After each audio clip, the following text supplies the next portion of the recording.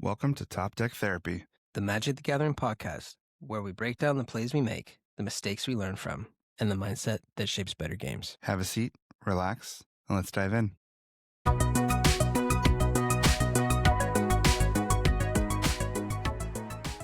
Welcome back to Top Deck Therapy, episode 3. Justin, what are we talking about today?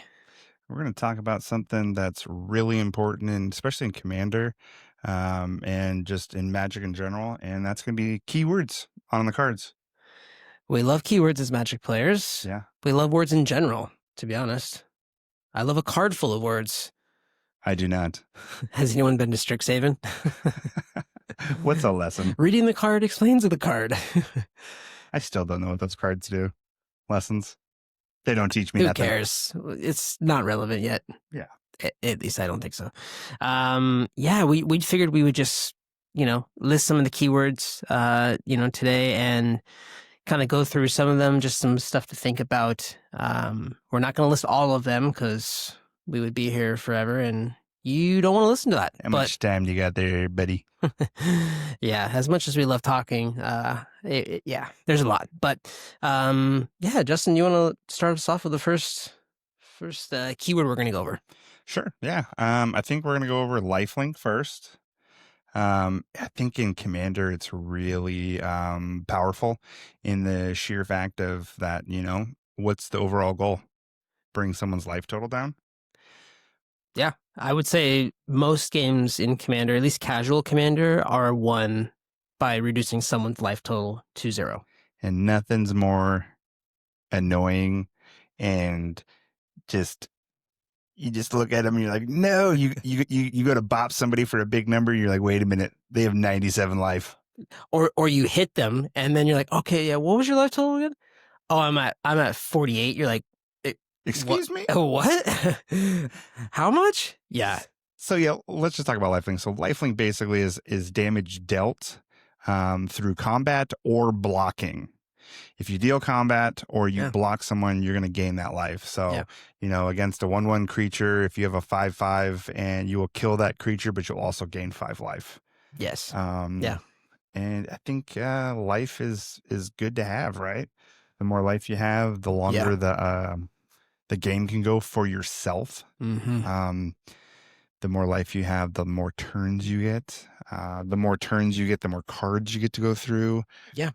It's kind of, I don't know. I wouldn't call it an MVP, but it's an all-star of a Commander. It definitely can be. I mean, life is such a valuable resource in Commander. You start with a higher life total, right? But you're facing 3 other opponents. And just having the life to kind of, especially if you're playing a little bit slower of strategy or ways that can abuse life, there's lots of strategies that love, paying life for cards, paying life for just anything of value. Lifelink can really help out. And I kind of think of Lifelink as like almost like extra time or extra turns, without playing blue cards. Without actually playing extra turn spells, yeah. It's like the nice way of taking extra turns, It's like the less feel bad. But Lifelink is a huge thing, and I think for me too, especially if you can, and a lot of these things we'll probably mention, but if you can pair Lifelink with other keywords, or any of these keywords with other keywords, they really pair well nicely together. Like for me, Lifelink goes very well with Vigilance. Because you're gaining that life on both attacking and blocking anytime that creature deals the damage. And you can gain life in a hurry. So Lifelink pairs really well with Double Strike. Oh, because you're dealing that first bop and then you're gaining life, and then that second bop goes through. And if you're playing my Lightning deck, oh boy, that second bop is money making. That's a scary money bop maker right there. Yeah. I figured next we would kind of go into Haste. Haste is... Hey, whoa, don't be so hasty. Whoa, sorry, I didn't mean to jump the gun on you there. Leaving Lifelink in the dust? All right, yes. Yeah, they're higher life totals. We need to bring these life totals down quickly. I didn't know you had a Concorded Crossroads out. Moving on great over. Card, great card. Of course, green has haste. Like, really, green has everything. You dirty green players out there.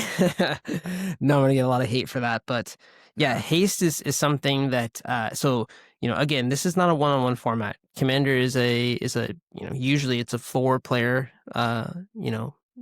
game, and to have haste means you can tap or you can attack the turn that you cast it.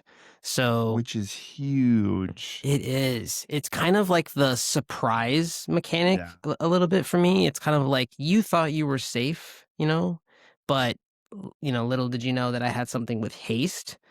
It's kind of like I'm gonna get on you now. And we're not gonna wait to go a turn around the table to potentially have people be like removing my stuff. So haste lets you just kind of come out there with haste. And it's so good with creatures that have, or commanders or creatures that have tapped abilities. Oh my gosh. Because how often do you like see a creature where you're like, damn, I wish I could tap this right now. Yeah. The moment it comes out before, because anything that's super scary automatically comes on the board, and you have 3 turn cycles for everyone to target that creature and get rid of it before you can activate it. You got 3 pairs of eyes looking towards it, and you're like, okay, we need to deal with this. But with haste, you can attack right away, or like you said, you can tap. Elves with haste it should be illegal. Agree to disagree. Yeah, we're talking to the elves player over there. But elves with like a lightning greaves is not okay. Not okay. A concordant crossroads, like you mentioned. That helps. Same. That helps. Yeah. The world that Yeah. the pod. Everyone gets a little bit of Quit love. politicking with me over there. Oh. You know it helps you more. I mean, a turn 1 concordant crossroads, is that scary? I find a turn 8 or 9 concordant crossroads on your turn. When you have a huge turn and then you drop it at the last second, you're like, hey, let's swing. Remember how you all didn't have haste? Now I do. Well, they have haste too. But well, that's what I'm saying, but it's too little too late. Yeah. But let's get out there. Let's get after it. Let's attack. Let's tap to use our abilities. Yeah.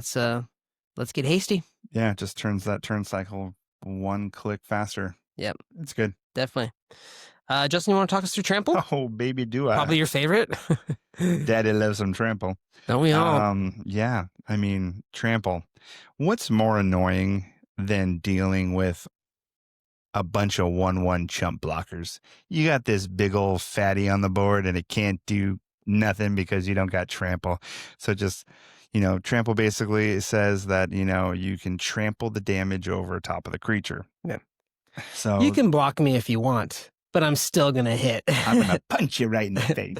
Exactly. Yeah. Yeah. 4-player game, board states can tend to get a little cluttered, right? And you need to find forms of evasion to change that, to kind of break through the parity of the board state, and Trample is a great keyword to do so. It either kills creatures and deals damage, or it just says, you know what, I'm just going to take the damage. These days we're not throwing vanilla creatures in our decks to throw in as chump blockers. They usually have abilities, and a lot of people are like, okay, I'm going to lose my creature and take 4. I'm just going to take all 6 or 7 or whatever the number is. Does Wizards of the Coast make vanilla creatures anymore? Like, let's be honest. They love printed words. We love reading them. Remember 15 years ago, like a normal, like... A 4/4 for like 4 in like red was like, dude, I'm feeling great right now. Yeah, a 4/4 in red now is like, this is trash. Like, does it have haste? Does it have double strike? Does it have all of the above? Like, does it have you? If this deals combat damage, you win the game. Does it build? Do I get 4 treasures off of ETBs? Like, what happens? I mean, the rivers run red with treasures. Yeah. Trample, and also I think Trample pairs so well with so many mechanics. Death Touch Your favorite? Yeah, I like Death Touch. Yeah, there's a lot of keywords I like. I like being annoying. I like Death Touch, but Death Touch with Trample is amazing.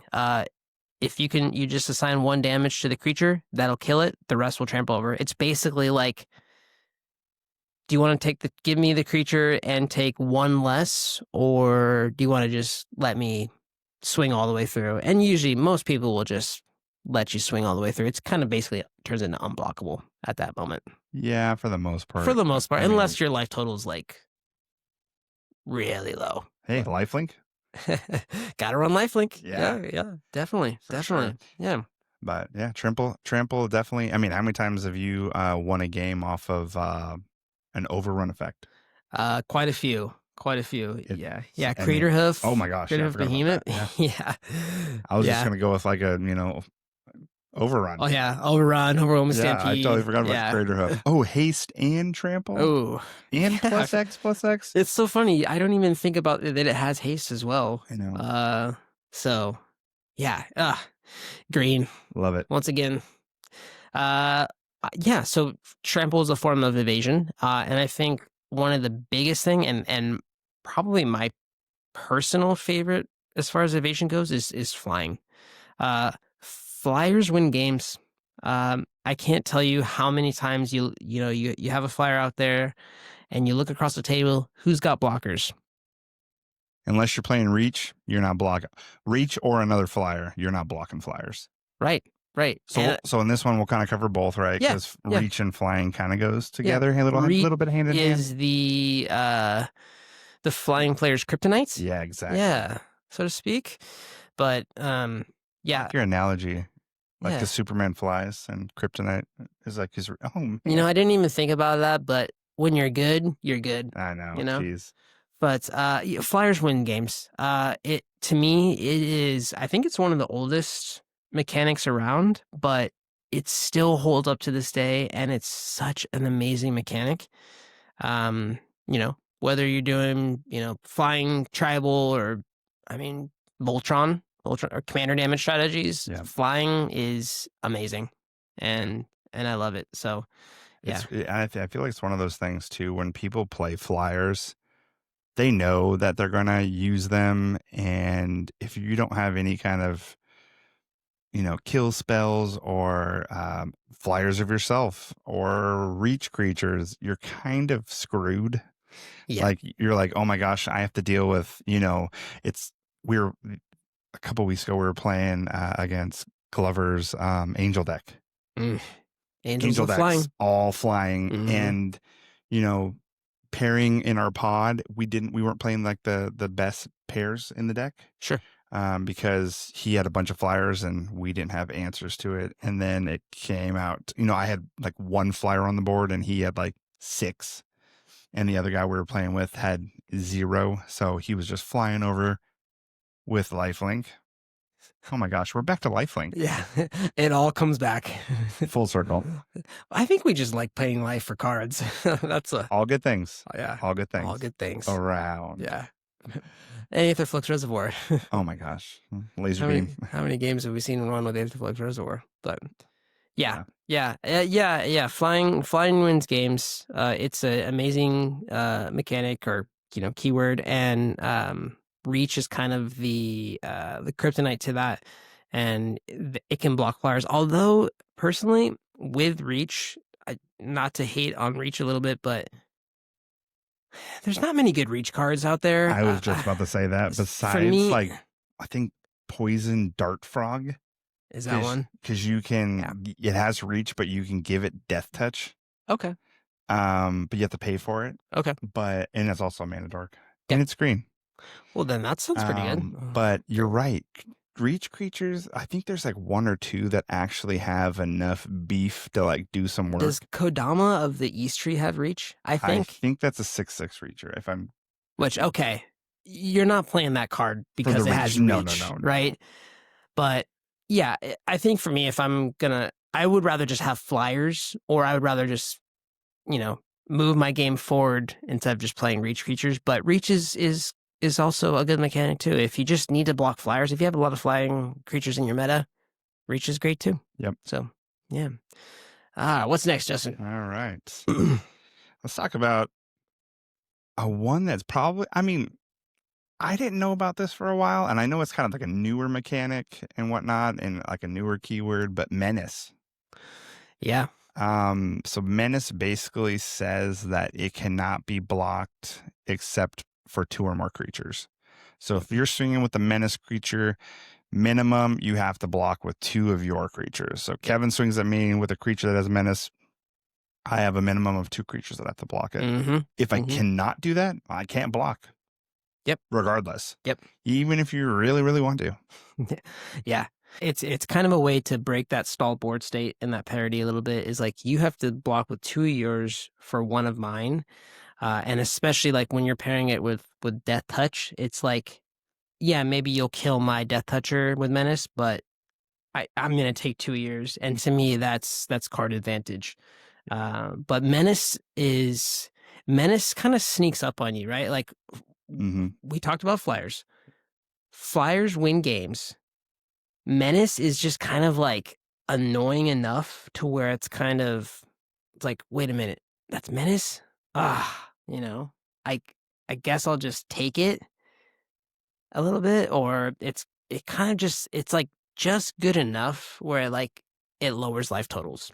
I think Menace decks, so any deck that's built around Menace, where let's just say that's the core mechanic of that deck, I think those decks are very capable of winning on Menace. Yeah. Because if you have, let's just say you're in the late game now and you have 8 Menace creatures. Yeah. That means 16 have to block yours. Yeah. Like, and that's not saying that, you haven't given anything like Death Touch. You haven't put a Basilisk Collar on it. You haven't, Viper Fang. You don't even have that out or something like that. Yeah. Give everything Death Touch. It's good. Yep. Yeah, Menace is good. It's good. Yeah, give it a shot. Yeah, so next we're going to talk about Death Touch. Death Touch is a keyword that says basically any amount of damage that you deal with it to a creature will kill it. So it can be a 20/20, and if you hit it with 1 damage, it will kill the 20/20. But I have a 20/20 Indestructible. It will not kill it then. No. Touche. No, but I'm just saying most 20/20s are indestructible. Yeah. Yeah. Thanks, Justin. No problem. But it's really good with like I like it with like pingers, like something that pinger is like something that you would turn sideways and it can deal a damage to usually target creature, or it could be any target. It could be player 2. But if that has Death Touch, it is dirty. Yeah, because it just deals the damage, and since it had Death Touch, it would kill the creature. I think that was like a side mechanic we had in that Daryl deck, the Daryl Steino deck. It was like we could equip Daryl with Basilisk Collar or something that was similar. Yeah, give it Death Touch and just. We found out that it actually was really good. Really good. And we had untap effects in there too, which could just keep pinging, and it kind of developed that removal engine a bit. Yeah. But Death Touch, the downside is usually their power is not very high. They're usually a lot of like 1 power, 2 power, maybe a little bit higher every now and then. I think Grave Titan actually has Death Touch, which is irrelevant really. It's a 6/6. And creates 2/2s. You're not all playing. The Titans are just so good. I wouldn't say all of them, but most of them are pretty good. Yeah. She-Holdred is, I think, a 4 or 5 Death Touch. Is it? Yeah. But, you're not playing Grave Titan because it has Death Touch. Yeah. You're playing Grave Titan because it makes you 2/2 zombies. But Death Touch is a very powerful. It's kind of like, hey, like, if you come at me, your creatures are going to die. It's kind of like it's a very, in my opinion, defensive keyword. It's like point your creature somewhere else, otherwise you're gonna lose your creatures. So yeah. What's next? I think we're gonna do First Strike and Double Strike. We're gonna do that together because without First Strike, there's no Double Strike. Okay. It's like Marriage all in one right there. Yeah. So first strike basically says you get to fight first. You get to swing first, which is something you should never do. You should always wear one on the chin first, right? Sure. That's what I was always told. I don't Sure. know. Coming from the guy who's never been in a fight, but yeah. I fought all of his battles for him. Yep. So, hey, let me Have you met Justin? Yeah, let me talk some smack and then let me step behind my friend Justin. Yeah. Anyways, so first strike says, yeah, you get to punch first. So, you get to have that initial combat. And then if you're able to kill that creature or it has death touch. Yeah. First strike. Gosh, man, there's so many keywords that go really well. They get paired up really well together. That's why we can't go over everything, because like there's so many cards that like you can pair up together and it just changes the whole like dynamic of it, right? I think that's really important. If there's something to take away from this conversation today, it's like you have a keyword like, okay, you need defense, right? I'm going to run death touch stuff. Okay, right. Or like, I need vigilance, right? Let's just say vigilance. We're going to talk about that in a little bit, right? But like, is there anything that like can pair with that mechanic to kind of give me more value? Yeah, but like you said, like first strike. I have a tribal deck, maybe a soldier tribal deck, and I can give my creatures first strike. You know what goes great with first strike? Death touch. Yeah. So like things like that. Like how can we pair some of these keywords up together to just get more value? Yeah. Double strike. It's the same thing. It's first strike and regular strike. So it's not only does the power of the overall creature go up, but if you give it death touch or anything like that, it pairs really nicely together. Yeah. So like a normal like most like time like it's a 2/2 double strike, right? That's a very common thing to see, a 2/2 double striker that hits for 4. Okay. So you got to remember that, especially when you're blocking, because sometimes if you see double strike, you're like, oh, it's a 2/2 creature, all block. And then you're like, wait a minute. Yeah. At that point, once you declare blockers, I mean, in our pod, it's kind of like we're like, oopsies, I didn't see that. Takesy backsies. Yeah, to a point. But like, for the most part, if you're playing with people that don't do takesy backsies, then they're like, nope, you declared blockers and I'm going to smash you for first strike and I'm going to hit you for lethal on the double strike. Yep. Yeah. Double strike or, anything like that is really good with like combat tricks too. It's like, oh, it's you got a 2/2 double strike. Yeah. Okay. I'll take 4. Well, I have a few open mana and I'm just going to throw a couple pump spells at it. Yeah. That could be game over potentially. Yeah. And that's like my lightning deck, dude. Yeah. Like, commander basically says that if the commander deals damage, any additional damage until the following next turn of your turn is going to be doubled. Yeah. So if first strike hits and she deals damage, now that second strike is going to hit. And if you pump up, she's dealing so much damage and then you're taking it. And then all the other players get a chance to come after you. Yeah. It's so much fun. I love it. It's quite political too, isn't it? It is kind of, yeah. You always kind of, I feel like you always tend to go, you swing at the person that's most ahead. Yes. Yeah. And you're like, let's bring them down to our level a bit. Yeah. And you usually go after the lifelink people, right? Because lifelink is a problem. It is. I mean, it is. At some point, it's really annoying to get someone down from 40 to 30, and then now they go back up to 100. I think that's just the format too, is like there's so many big like swingy plays, it's like you drop down and then you go back up, and same thing with your board states too. They get removed and then you mass reanimate or something, and there's all these big crazy things going on. So pretty cool. All right, do you wanna take us home with another one? Yeah, let's talk about vigilance. Vigilance, I think for me, vigilance is my favorite keyword. A lot of people think of it as a defensive mechanic. So vigilance basically means attacking does not require tapping. So in that case, you would leave your creature untapped so you could also block. So a lot of people think it's quite defensive. I think it's actually quite aggressive. you can attack without the the threat of the crackback, right? I also think it pairs extremely well with certain keywords. Lifelink, we've mentioned Lifelink a lot, but you can hit, when attacking, and then you can also gain that life, right? And then you can, on your blocks, you can also hit again and gain that life. I also love pairing it with something like Convoke. Convoke is another thing where it's like you can tap your creatures to help pay for mana costs. So you can attack and then also tap it to pay for Convoke. And they also kind of turn into like mini mana rocks almost.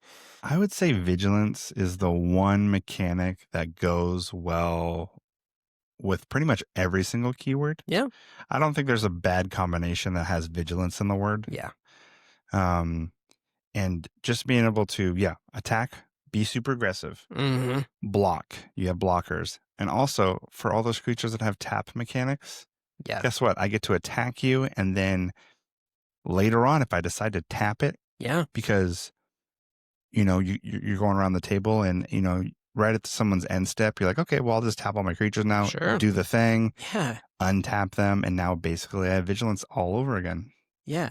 Like anything like green, like the Enduring, like you can basically turn them into mana dorks, and then they can tap for mana, and then Vigilance is it's my favorite, because I can't tell you how many times like I want to attack and I look over and I'm like, that's a lot of damage coming back my way. But Vigilance just makes you not be able to think. Save your brain for something else down the road. But yeah. What's next, Justin? Sorry, we have paper in front of us because there's just so many darn keywords. There is. Let's go over Hexproof. Let's do it. Hexproof is one of those things where it says, hey, buddy, you can't target me. Look elsewhere. Get your eyes off the prize. You cannot come after me. So Hexproof basically says that you cannot target this creature and or whatever permanent it may be. It has Hexproof, so you cannot target it.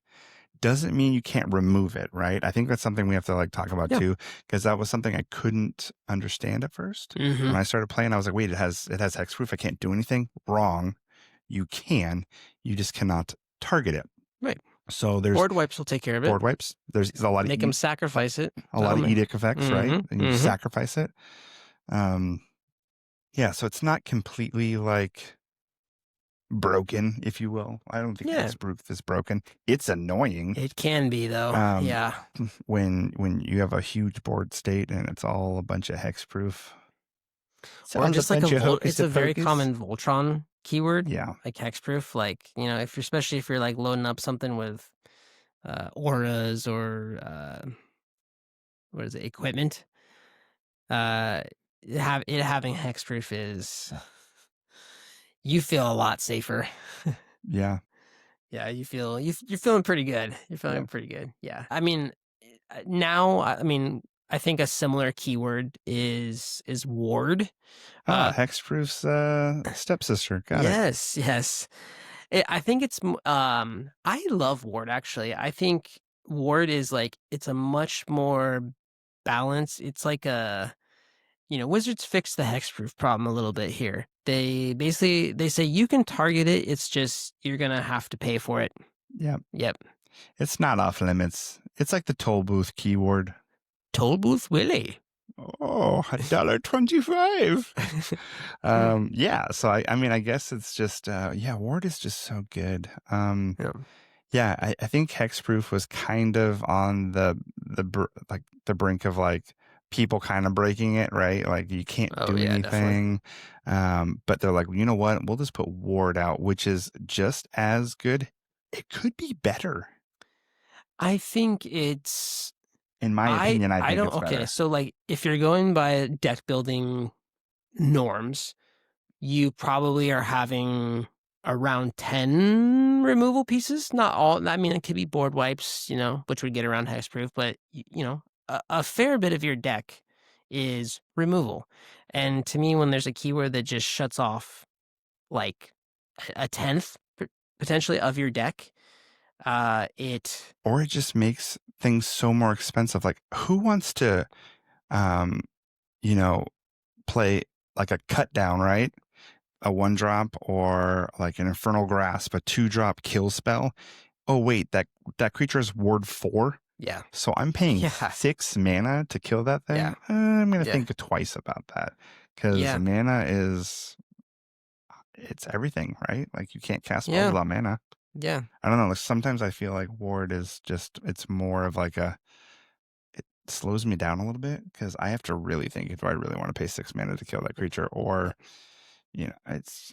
Yeah, but I love that though, because I feel like it's you can still do it, but it's gonna be at the price of slowing you down a little bit more. Yeah. Like the Path to Exile is gonna cost a little bit more now. But yeah, Ward I think is very balanced. I like seeing Ward. I mean, I feel like they're printing Ward on everything nowadays. If it's a powerful commander, it probably has Ward on it. Yeah. Yeah.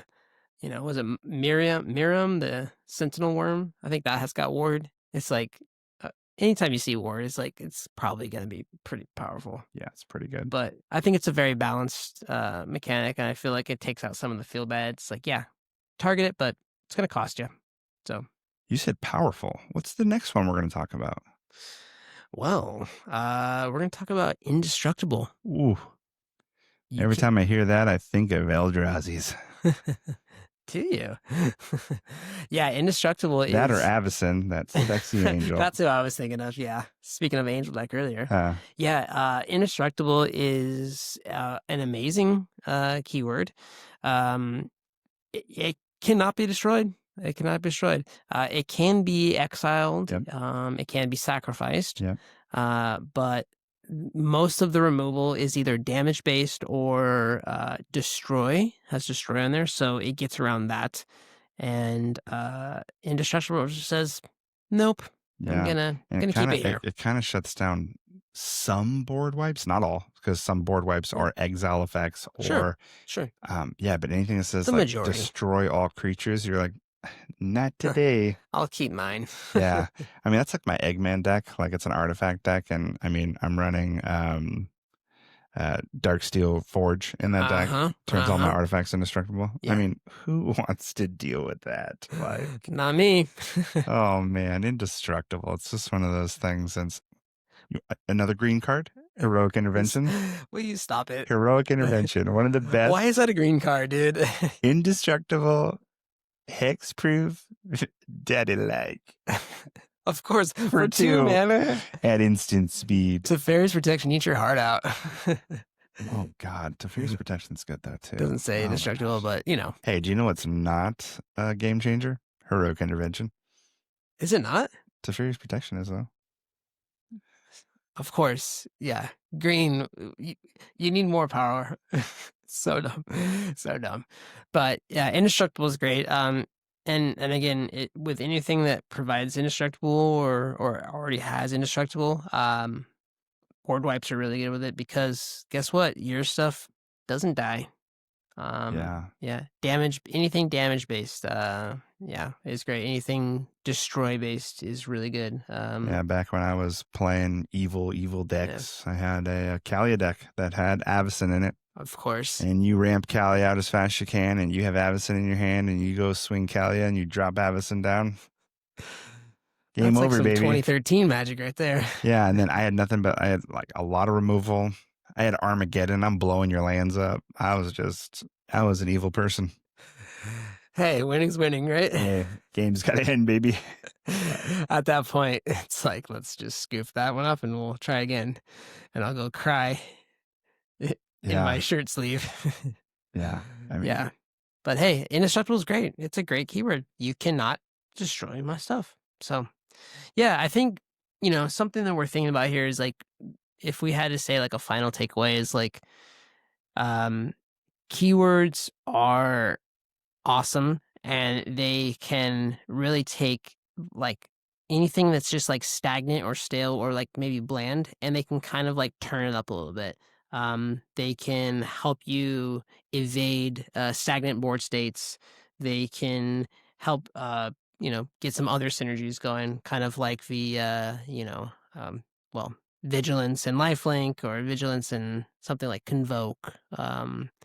They can kind of help you with that. So think about like things that your deck needs and what some of these keywords can maybe do for kind of helping out your deck. Yeah. Yeah. And I just think that there's just so many synergies in Commander itself. There's just so many cards too that can like help with all of this. In my like soldier decks that I have, like Brave the Sands is one of my all-star cards, right? Oh, I love that card. Sarah's Blessing, like, just gives every creature vigilance. And there's not a lot of enchantment removal that, like, there's not a ton. Like, I might run 1 or 2 in my deck. But what are the odds that I have them in my hand? Or because we don't play a lot of like tutors in our pod. I mean, some, I don't play any. Yeah, that's true. But I draw a lot of cards. So it's kind of like a tutor. But yeah, I mean, there's just, I think the best part too about just, knowing the keywords is half the battle, right? I hate going into any kind of game when I first was starting and you're like, hey, can I see that card? What's that? Vigilance? What's that do? So just, knowing the keywords is half the battle. But Justin, that says it says on the card. Read the you card. can attack without tapping. All that mumbo jumbo down there, Who needs it? You just saw a number. You're like, is the number high? I don't want to read the card. I just want you to say, hey, that creature's got vigilance. And I'm like, oh, got it. Now you know. Yeah. Or that creature's got death touch. Scary stuff. Yeah. Think about some of these keywords. Think about how they can help you and your decks, and think about some of those kind of hidden synergies that you can take with it, and maybe some of these keywords can work together. Kind of help you out.